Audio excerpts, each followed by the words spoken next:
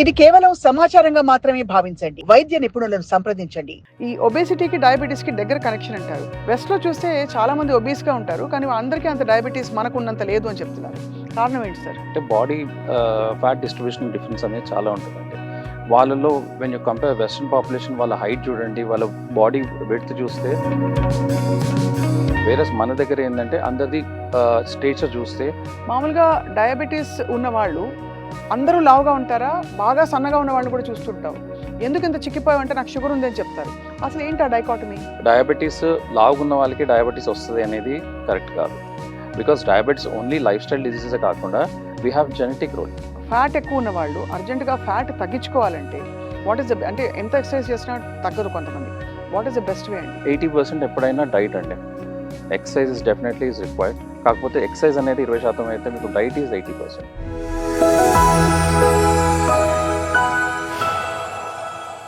Hello and welcome to Sakshi life. Life style విపరీతంగా మారిపోయి ప్రజలలో చూస్తే మనం మామూలుగా ఒబేసిటీ, డయాబెటీస్ కొంతమందిలో మాత్రమే గతంలో ఉండేది. ఇప్పుడు చూస్తే ప్రతి రెండో మూడో మనిషిని చూస్తే ఏదో విధమైన హెచ్బిఏవన్సీ ఎక్కువ ఉండడం కానీ, లేదు కొంత అధిక బరువు ఉండడం కానీ కనిపిస్తోంది.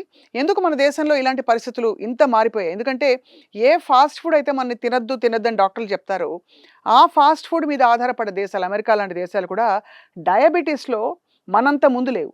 సో మనకేమిటి మెటబాలిక్ సిండ్రోమ్ ఎక్కువైపోయిందా? Let's talk to doctor Venkat Nani గారు, senior consultant general physician, Apollo hospital నుంచి. Thank you sir for joining అస్.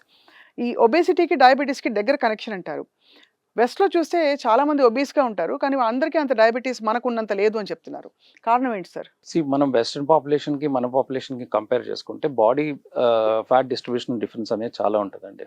వాళ్ళలో when you compare western population వాళ్ళ హైట్ చూడండి, వాళ్ళ బాడీ వెడ్త్ చూస్తే ఆ బాడీ ఏరియాలో వాళ్ళకి fat distribution is totally different. దానివల్ల insulin resistance, insulin sensitivity, insulin production అనేది చాలా తేడా ఉంటుంది. వేరే మన దగ్గర ఏంటంటే అందరిది స్టేచర్ చూస్తే హైట్ విడ్త్ అన్నీ తక్కువ ఉంటాయి మన దగ్గర. మన ఇండియన్ పాపులేషన్ అరౌండ్ 5.5 మన నార్మల్ హైట్స్ ఉంటాయి. And even the width were narrow. దీంట్లో ఏంటంటే ఫ్యాట్ అక్యుములేషన్ అనేది is totally different. And muscle mass కూడా బాగా డిఫరెంట్గా ఉంటుంది మన ఇండియన్ పాపులేషన్ది. సో దీనివల్ల ఏంటంటే ఇన్సులిన్ రెసిస్టెన్స్ బాగా పెరగడం వల్ల డయాబెటీస్, ఒబెసిటీ డైరెక్ట్లీ మనకి డయాబెటీస్కి రిలేషన్ ఉంది. Obesity, insulin resistance, diabetes. Right. So metabolic syndrome and diabetes or very much inter related. అవి మామూలుగా డయాబెటీస్ ఉన్న వాళ్ళు అందరూ లావుగా ఉంటారా? బాగా సన్నగా ఉన్న వాళ్ళు కూడా చూస్తుంటావు. ఎందుకు ఇంత చిక్కిపోయావంటే నాకు షుగర్ ఉందని చెప్తారు. అసలు ఏంటి ఆ డైకాటమీ? డయాబెటీస్ అంటే ఫస్ట్ థింగ్ ఏంటంటే డయాబెటీస్ లావుగున్న వాళ్ళకి డయాబెటీస్ వస్తుంది అనేది కరెక్ట్ కాదు. Because diabetes only life style diseases కాకుండా we have genetic role. Genetic family role కూడా ఉంటుంది. అండ్ జెనెటిక్స్లో మన పేరెంట్స్ నుంచి వచ్చింది కూడా ఉంటుంది. సో సన్నగా ఉన్న వాళ్ళలో కూడా there is lot of possibility diabetes ఉంటుంది. రైట్. సన్నబడ్డం దేని వల్ల అంటే మజిల్ మాస్ లాస్ అవ్వడం వల్ల. That is the problem in diabetes. డయాబెటిక్స్లో మజిల్ లాస్ చాలా ఫాస్ట్గా ఉంటుంది. దానివల్ల ఇన్సులిన్ రెసిస్టెన్స్ పెరుగుతుంటుంది, డయాబెటీస్ వర్సన్ అవుతూ ఉంటుంది వాళ్ళలో. సో అది డిఫరెన్స్ సన్న వాళ్ళలో లావు వాళ్ళలో ఉండేది. బికాస్ లావుగున్న వాళ్ళందరికీ డయాబెటీస్ ఉండదు, సన్నగా ఉన్న వాళ్ళందరికీ డయాబెటీస్ ఉండకుండా పోదు. దానికి దీనికి అంటే కనెక్షన్ అయితే ఉంది, కానీ but it's not always true అని చెప్తున్నారు. సో ఈ డయాబెటీస్ పెంచే ఫుడ్స్ ఇవాళ ఏంటంటే అందరూ వైట్ షుగర్ ఒకటి చెప్తారు, వైట్ మైదా అంటే ఒకటి చెప్తారు, అదే మైదా పిండి, ఇంకోటి వైట్ రైస్ అంటున్నారు. నిజంగా ఇంత కల్ప్రిట్స్ అండి ఈ మూడు? 100% అండి. బికాస్ ప్రాసెస్డ్ ఫుడ్, మీరు ఇప్పుడు బర్గర్స్ తీసుకోండి, బ్రెడ్ తీసుకోండి, ఇవన్నీ మైదా. దీంట్లో ఏంటంటే హై షుగర్స్ ఉంటాయి, హై ఫ్యాట్ కంటెంట్ ఉంటుంది. ఇప్పుడు మీరు వైట్ రైస్కి బ్రౌన్ రైస్కి కంపేర్ చేయండి, వైట్ రైస్కి మిల్లెట్స్కి కంపేర్ చేయండి. ఇప్పుడు వైట్ రైస్లో మీకు ఎట్లయితే షుగర్ స్పైక్ ఇమీడియట్గా ఉంటుంది, మీకు అదే బ్రౌన్ రైస్లో మిల్లెట్స్లో ఉండదు. It's a complex carb.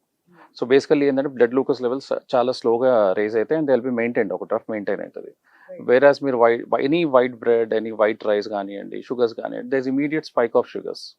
That is the problem with ఇవి మనకి వైట్ రైస్లో. అది అంటే మనకి ఇన్సులిన్ మార్కర్స్ ఏవైతే చేస్తారో, నాట్ హెచ్బిఏవన్సీ అందరికీ నార్మల్ ఉండొచ్చు, కానీ వాళ్ళకి ఇన్సులిన్ ఎక్కువగా ఉందని వింటూ ఉంటాం మనం. సో మరి ఇది నార్మల్గా ఉండి ఇది ఎందుకు ఎక్కువగా ఉండడం, దాన్ని ఎలా డీల్ చేస్తారు? యూజువల్లీ ఒబెసిటీ అండి. Obesity is the most common thing. అంటే ఈ లావుగా ఉన్న వాళ్ళకి, ఫ్యాట్ అక్యుములేషన్ ఎక్కువ ఉన్న వాళ్ళకి, బాడీలో ఫ్యాట్ శాతం ఎక్కువ ఉన్న వాళ్ళకి VC definitely high insulin levels ఉంటాయి. అంటే ఇప్పుడు పేషెంట్ మేము చూసినప్పుడు కూడా ఏంటంటే ఊబగాయం ఉన్న వాళ్ళు, అంటే ఒబీస్ ఉన్నారు, వాళ్ళకి బ్లాక్ డిస్కలరేషన్ ఆన్ ఈ నెక్ ఏరియా, ఇవన్నీ చూస్తే they fall in to that metabolic syndrome. And ఈ హై ఇన్సులిన్ లెవెల్స్ అనేది చూస్తుంటాం వాళ్ళలో. బట్ నాట్ నెసెసర్లీ వాళ్ళకి డయాబెటీస్ ఉంటుంది అనలేము, లేకుండా ఉంటుంది అని కూడా అనలేము. మరి ఫ్యాట్ ఎక్కువ ఉన్న వాళ్ళు అర్జెంటుగా ఫ్యాట్ తగ్గించుకోవాలంటే వాట్ ఈస్ ద అంటే ఎంత ఎక్సర్సైజ్ చేసినా తగ్గదు కొంతమంది. What is the best way అండి? 80% ఎప్పుడైనా డైట్ అండి. Exercise is definitely is required. కాకపోతే ఎక్సర్సైజ్ అనేది 20% అయితే మీకు డైట్ ఈజ్ 80%. మీరు తినే ఫుడ్డే it makes you. So what you eat అంటే డైటరీ మోడిఫికేషన్లో నేను ఏమి తినను, మధ్యాహ్నం కొంచెం అన్నం తింటాను, వైట్ రైస్ తింటాను, మళ్ళీ రాత్రి వరకు ఏం తినను అంటారు. అట్లా కాకుండా ఏంటంటే మీరు తినే దాంట్లో కూడా క్యాలరీ రెస్ట్రిక్షన్ ఉండాలి.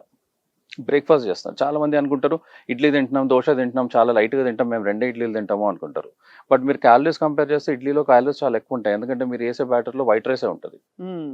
అదే రీప్లేస్ చేసుకోండి, దాన్నే మిల్లెట్స్తో రీప్లేస్ చేయండి, మీకు క్యాలరీస్ తగ్గుతుంది, ఎనర్జీ తగ్గుతుంది. అండ్ ఆల్సో మీరు తీసుకున్న క్యాలరీస్కి, ఎక్స్పెండిచర్ చేసిన క్యాలరీస్కి బ్యాలెన్స్ మెయింటైన్ కావాలా. మన సెడెంటరీ లైఫ్ స్టైల్, అసలు మనం తినేది ఇంటేక్ ఉంది తప్ప ఎక్స్పెండిచర్ చాలా తక్కువ ఉంటుంది. It is getting accumulated in the body it's. So మరి ఐడియల్ డిస్ట్రిబ్యూషన్ ఆఫ్ క్యాలరీస్ చూస్తే మీరు 3 మీల్స్ డే అనుకుంటే ఏ మీల్ నుంచి మీకు ఎక్కువ క్యాలరీస్ పెట్టుకుని ఏ మీల్ నుంచి తక్కువ పెట్టుకుంటే better? Should always be breakfast ఎప్పుడైనా హెవీ మీల్ ఉండాలండి. లంచ్ తగ్గించుకోవాలి. And dinner should be very minimal. అంటే డిన్నర్లో ఎట్లా ఉండాలంటే జొన్న రొట్టెలు. పాతకాలంలో చాలా మంది రాత్రిపూట పగలు అంతా జొన్న రొట్టెలు తినేది, ఇప్పుడు ఎవరు తింటలేరు. బట్ జొన్న రొట్టెలు అట్లాంటి నైట్లో తినడం ఇట్స్ వెరీ గుడ్. ఎందుకంటే దాంట్లో క్యాలరీస్ తక్కువ ఉంటాయి, మీకు ఫిల్లింగ్ కూడా ఉంటుంది, అండ్ ఇట్ గివ్స్ సెటైటీ ఆల్సో. మీరు 1-2 జొన్న రొట్టెలు మంచిగా వెజిటేబుల్తో తింటే అది కడుపు నిండుగా ఉంటుంది, క్యాలరీస్ తక్కువ ఉంటాయి, షుగర్ స్పైక్స్ ఉండవు.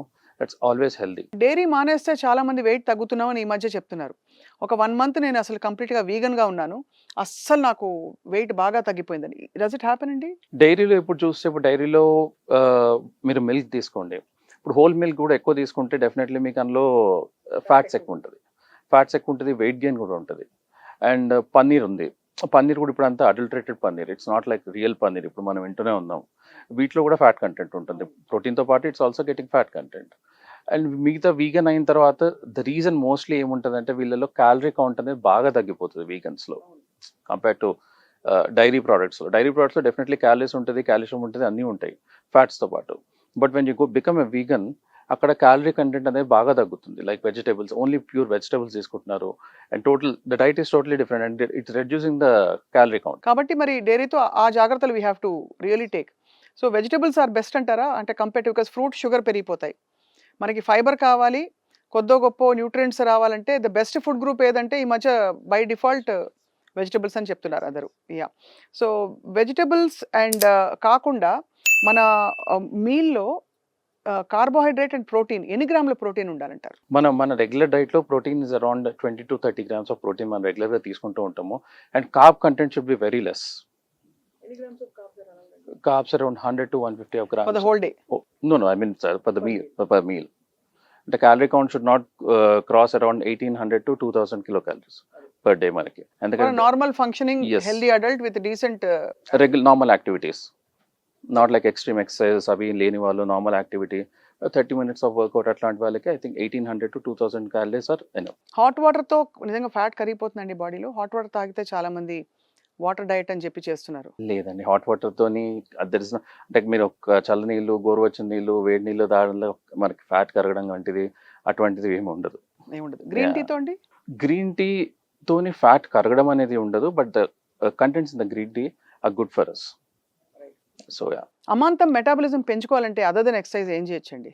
Calorie reduction. So basically it's input output balance చేసుకోవడమే. మీరు క్యాలరీ రిడక్షన్ చేస్తే మీ మెటబాలిజం న్యాచురల్లీ రేస్ అవుతుంది. సో అయితే ఓవరాల్ గా అయితే డయాబెటీస్ అండ్ ఈ లైఫ్ స్టైల్ రిలేటెడ్ డిజార్డర్స్ కి మూల కారణం డయటే. డయట్ ని మానిటర్ చేసుకుంటే సగం ప్రపంచాన్ని గెలిచినట్టే అంటారు మీరైతే. వెల్, లెట్స్ హోప్ డాక్టర్ గారు ఈ మీ సూచనలతోటి ఒక్కసారి ప్లేట్లో ఏం పెట్టుకుని తింటున్నామో ఒక్కసారి మానిటర్ చేస్తే మనం ఎక్కువ తినట్లేదు కదా, మనకెందుకు వచ్చిందనే ఫీలింగ్ నుంచి బయటపడిపోతారు అందరూ. Thank you so much sir. Thank you.